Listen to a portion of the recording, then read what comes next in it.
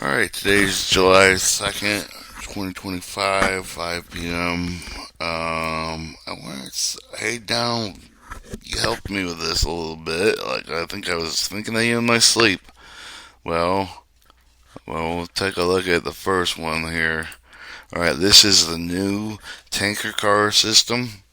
And what it does is it has a water hose right here, which is manually filled up, and then the top fills up the top half, and then these are baffles in the side that hold the water in, and then we have pressure washer components going on the insides. So this is where the water collects and then sprays out with pressure.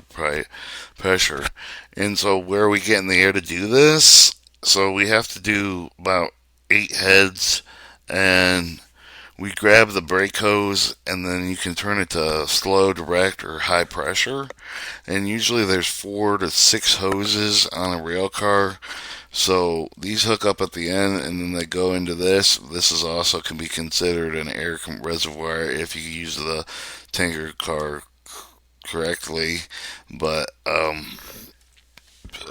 and for future notice, I had this tanker car religiously, so it fills up with water on the top and drains into here, and we can now do them on the move. If you want to cross the pipes, you can. So you can still drive with one of the different air brakes, the main reservoir, and a brake pipe, and then it would be on a, or have a dead end tow just using the air compressor for the extra lines, and then your front pulling ones would control the braking, so you could actually clean the tanks while in the move. So those are to be built like this, and we'll take a look at the retrofitted one now. So the retrofitted, just like the tank, it has saddlebags, just like some of the steam engines did. And I got the idea from the Betty and the other drawing I just did. So basically, we lay a water tank over top of it, and we then run the air pipe into the sides. Okay, and we'll go to the different sketch mark here. There you see the water collecting and spraying into the inside with the water heads. So what happens is once you put the saddle on, we're going to have to drill into the water pipe, the water tank from the inside, and personally weld and install the pin heads for the pressure washer, the nozzles, and they'll spray from both directions.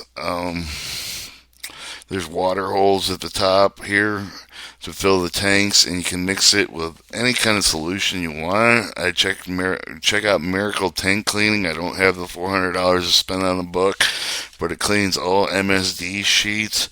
And once again, we're using the brake pipe hose to use as a pressure washer, and they usually get up to about 120 psi for the braking. But I don't know how much you could use with the direct line. So basically, we're washing them. Um, I might need a reducer, and anyways, the dead end trail. So we'll compress air, boom, back end, and that's retrofitting for tanker car cleaning. So these would go on the old cars. New cars have a cylinder wall in between the cylinder. Alright, thank you.